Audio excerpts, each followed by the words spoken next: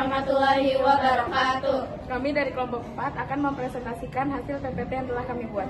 Sebelumnya perkenalkan, nama saya Naswa Aulia Cahya Ramadhani. Nama saya Niken Cikrasta. Nama saya Nada Syahlanur. Nama saya Naura Aurelia. Nama saya Kayla Reza Putri. Yuk kita simak. Menurut Permenkes nomor 35 tahun 2014, standar pelayanan kefarmasian adalah tolak ukur yang dipergunakan sebagai pedoman bagi tenaga kefarmasian dalam menyelenggarakan pelayanan kefarmasian. Sedangkan pelayanan kefarmasian adalah suatu pelayanan secara langsung dan bertanggung jawab kepada pasien yang berkaitan dengan sediaan farmasi. Berdasarkan kewenangan pada peraturan perundang-undangan, pelayanan kefarmasian telah mengalami perubahan. Semula hanya berfokus kepada pengelolaan obat atau disebut dengan drug oriented dan berkembang menjadi pelayanan komprehensif. Standar pelayanan kefarmasian di apotik diatur dengan tujuan: yang pertama, meningkatkan mutu pelayanan kefarmasian; yang kedua, menjamin kepastian hukum bagi tenaga kefarmasian; yang ketiga, melindungi pasien dan masyarakat dalam penggunaan obat secara tidak rasional dalam rangka keselamatan pasien. Ruang lingkup pelayanan kefarmasian di apotik dapat dibagi menjadi dua kegiatan, yaitu kegiatan secara manajerial berupa pengelolaan sediaan farmasi, alat kesehatan, dan bahan medis habis pakai, serta pelayanan farmasi klinis. Jenis pelayanan kefarmasian di apotik dapat dikelompokkan menjadi pelayanan resep dan pelayanan non-resep.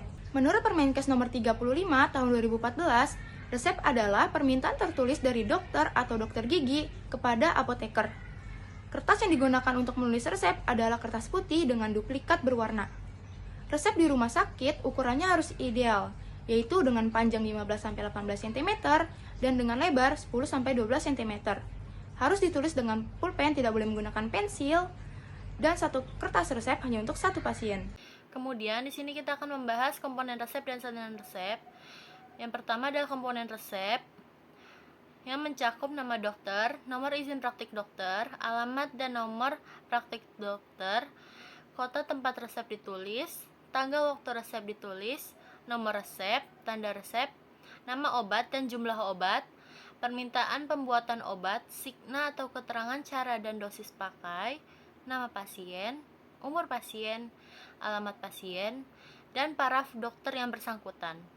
Kemudian di sebelah kanan ada contoh dari komponen resep yang saya sebutkan, yaitu gambar 4.1.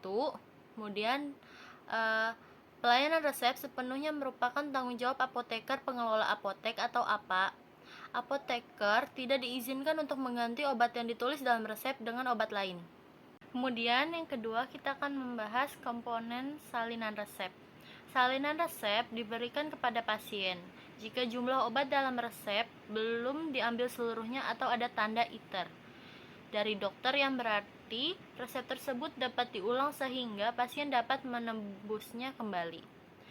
Pada salinan resep tertulis yang pertama adalah nama apotek yang membuat salinan resep, yang kedua alamat dan nomor telepon apotek, yang ketiga nama apoteker penanggung jawab, yang keempat nomor surat izin pengelola apotek, yang kelima tulisan salinan resep, yang keenam kota dan tanggal salinan resep, yang ketujuh adalah salinan obat, dan yang kedelapan status penembusan resep atau detur dan iter, yang kesembilan nama pasien, yang kesepuluh umur pasien, yang kesebelas ada nomor resep asli, yang ke-12 tanggal obat diserahkan pada resep asli, dan yang terakhir adalah tanda PCC atau Pro Coffee Confirm. Dan di sebelah kanan ada contoh salinan resep, yaitu gambar 4.2. Kemudian kita akan membahas kemasan obat. Kemasan obat jika dilihat dari fungsinya terbagi menjadi dua macam. Yang pertama adalah kemasan primer atau kemasan dalam, dan kemasan sekunder atau kemasan luar. Kemasan primer adalah wadah atau kemasan yang berhubungan langsung dengan obat yang dikemas. Contohnya seperti kertas perkamen, cangkang kapsul, dan botol sirup. Kemudian kemasan sekunder adalah wadah atau kemasan yang membungkus kemasan primer. Contohnya klip plastik, dus untuk botol sirup, emulsi suspensi, dan tube. Kemasan untuk obat racik. Yang pertama adalah sebuk terbagi. obat yang sudah diracik akan dibungkus dengan kertas perkamen. Kemudian yang kedua, sirup. Obat berbentuk sirup dimasukkan ke dalam botol dengan ukuran yang sesuai. Yang ketiga, obat tetes dikemas dalam botol tetes dengan ukuran yang sesuai. Yang keempat, bedak tabur dikemas dalam dus bedak. Kemudian yang terakhir, salep atau krim dikemas dalam pot salep atau krim dengan anjuran yang sesuai.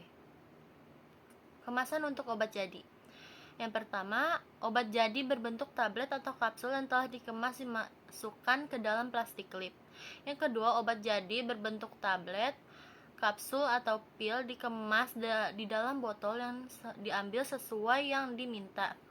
Yang ketiga, obat jadi berbentuk sirup diserahkan dalam botol dan dus asli. Yang keempat, obat tetes dalam bentuk kemasan asli. Yang kelima, salep atau krim dalam bentuk kemasan asli. Etiket dan label. Yang pertama, etiket. Pada etiket dicantumkan nama apotik, SIA, nama apoteker, SIPA, alamat, nomor telepon apotik, nomor urut obat di dalam resep, kota dan tanggal penyiapan obat, nama pasien, aturan pakai, dan paraf tenaga kefarmasian yang menyiapkan obat. Terdapat dua macam etiket, yaitu etiket berwarna putih dan etiket berwarna biru. Pertama, etiket berwarna putih digunakan untuk obat dalam yang dipakai per oral atau melalui mulut. Bentuk sediaannya berupa tablet, kapsul, pil, sirup, emulsi, dan suspensi. Yang kedua, etiket berwarna biru digunakan untuk obat keluar yang dipakai secara dermal atau melalui kulit. Bentuk sediaannya berupa salep, krim, pasta, bedak, obat tetes mata, hidung dan telinga, obat kumur, obat suntik, koyo, lotion, supositoria, ovula, dan injeksi. Ukuran etiket disesuaikan dengan ukuran kemasan. Obat yang dikemas dalam plastik klip biasanya dituliskan langsung pada plastik klip tersebut. Yang kedua, label. Label yang perlu ditempel pada kemasan obat racikan maupun obat jadi yaitu: pertama, label tidak boleh diulang tanpa resep dokter atau label NI. Merupakan label khusus untuk obat dalam resep dokter yang termasuk golongan obat keras. Label ini ditempelkan di bawah etiket. Yang kedua, label kocok dahulu. Label ini digunakan untuk obat dengan bentuk sediaan sirup, emulsi, suspensi, dan lotion. Penempatannya ditempelkan di bawah etiket di atas label NI. Yang ketiga, label peringatan nomor 1, P nomor 2, P nomor 3, P nomor 4, P nomor 5, dan P nomor 6. Label ini digunakan sesuai bentuk sediaan tertentu. Penjualan resep. Pertama, penjualan resep dengan pembayaran tunai dilakukan terhadap pasien yang langsung datang ke apotik untuk menebus obat yang dibutuhkan dan dibayar secara tunai saat itu juga. Informasi pelayanan obat yang diberikan meliputi 1. Nama obat dan indikasi atau khasiat obat. 2. Cara penggunaan dan aturan pakai khusus jika ada. 3. Efek samping, interaksi obat, peringatan, dan apa yang harus dilakukan jika terjadi efek yang tidak diharapkan. 4. Tanda-tanda kesembuhan. 5. Cara menyimpan obat di rumah. 6. Cara mengetahui atau tanda jika obat sudah rusak atau tidak dapat digunakan lagi. 2. Resep kredit adalah resep yang ditulis oleh dokter yang bertugas pada suatu instansi atau perusahaan untuk pasien dari instansi yang telah mengadakan kerjasama dengan apotik yang sering disebut dengan IKS. Pada pelayanan resep kredit, setelah resep diperiksa, keabsahan dan kelengkapan resep serta dilakukan perhitungan jumlah obat yang diminta dalam resep, selanjutnya tidak dilakukan penetapan harga, tetapi pasien langsung diberi nomor urut antrian dan obat disiapkan. Pengelolaan resep. Resep yang telah ditebus oleh pasien harus dikelola dengan baik oleh apotik. 1. Disimpan dan dibundel per bulan sesuai urutan tanggal resep diterima. 2. Untuk resep obat narkotika, psikotropika, dan prekursor, resep tetap diberi tanda garis untuk masing-masing golongan. 3. Dijaga kerahasiaannya. 4. Dimusnahkan setelah penyimpanan 5 tahun. SPO pemusnahan resep. 1. Mengumpulkan resep yang akan dimusnahkan yang telah disimpan selama 5 tahun. 2. Membuat surat pemberitahuan kepala kantor dinas kesehatan setempat. 3. Melakukan pemusnahan resep dengan cara membakarnya. 4. Membuat berita acara pemusnahan. 5. Melaporkan pelaksanaan pemusnahan kepada kepala kantor dinas kesehatan setempat. Pelayanan non-resep. Pelayanan swamedikasi. Pelayanan obat non-resep merupakan pelayanan kepada pasien yang ingin melakukan pengobatan sendiri, yang dikenal sebagai swamedikasi. Obat swamedikasi meliputi obat-obat yang bisa dibeli tanpa resep dokter. SPO untuk swamedikasi. 1. Petugas melakukan persiapan dengan selalu meningkatkan pengetahuannya tentang obat. 2. Melakukan pelaksanaan swamedikasi. Daftar obat wajib apotik. OA mencantumkan jenis penyakit, nama generik obat, serta jumlah obat maksimum yang boleh diberikan tanpa resep dokter. OA yang berlaku saat ini adalah OA 1 dan OA 2. Kriteria obat yang digunakan dalam swamedikasi. 1. Tidak dikontraindikasikan untuk penggunaan pada wanita hamil, anak di bawah umur, dan orang tua di atas 65 tahun. 2. Tidak memberikan resiko pada kelanjutan penyakit. 3. Penggunaannya tidak memerlukan cara atau alat khusus. 4. Penggunaannya diperlukan untuk penyakit yang prevalensinya tinggi di Indonesia. 5. Memiliki rasio khasiat keamanan yang dapat dipertanggungjawabkan untuk pengobatan sendiri. Pelayanan non-resep. Obat tradisional adalah bahan atau ramuan bahan yang berupa bahan tumbuhan, hewan, mineral, sediaan sarian, atau campuran dari bahan tersebut yang secara turun-temurun telah digunakan untuk pengobatan. Obat tradisional dikelompokkan dalam beberapa jenis, yaitu jamu, OHT, dan fitofarmaka.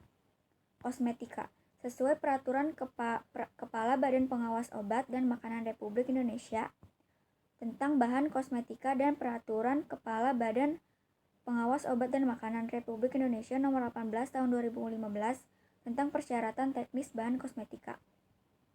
1. Kosmetika adalah bahan atau sediaan yang dimaksudkan untuk digunakan pada bagian luar tubuh manusia. 2. Bahan kosmetika adalah bahan atau campuran bahan yang berasal dari alam atau sintetik yang merupakan komponen kosmetika termasuk bahan pewarna, bahan pengawet, dan bahan tabir surya. 3. Bahan pewarna adalah bahan atau campuran bahan yang digunakan untuk memberi atau memperbaiki warna pada kosmetika.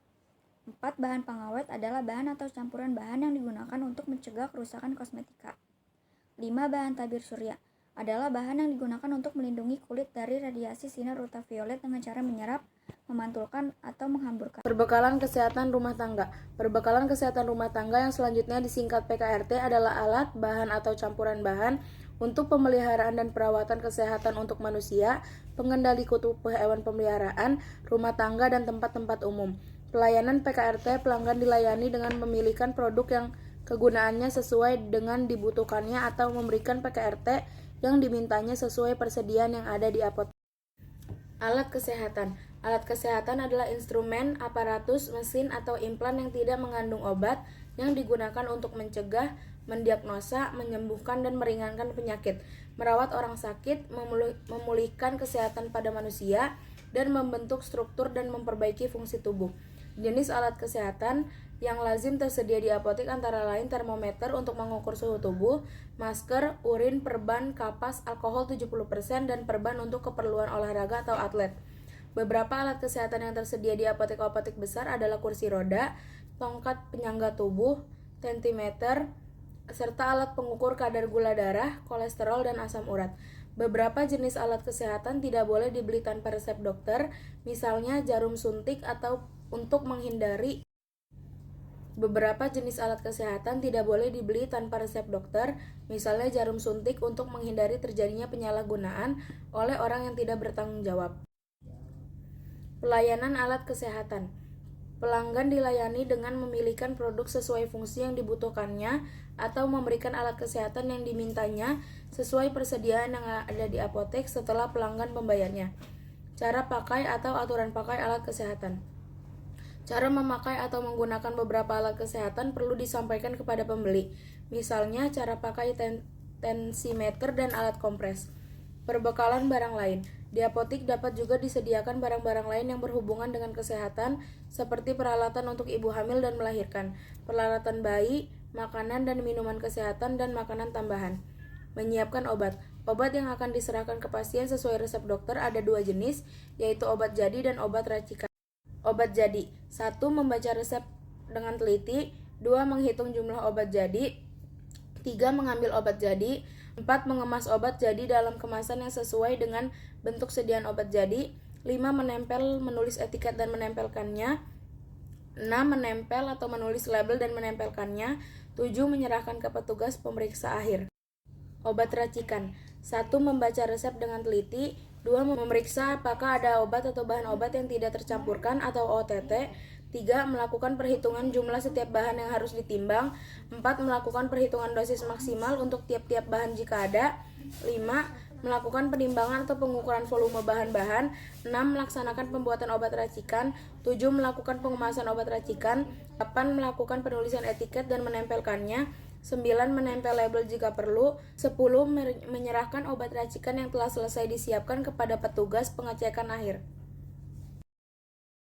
Sekian video penjelasan dari kami, kurang lebihnya mohon maaf. Wassalamualaikum warahmatullahi wabarakatuh.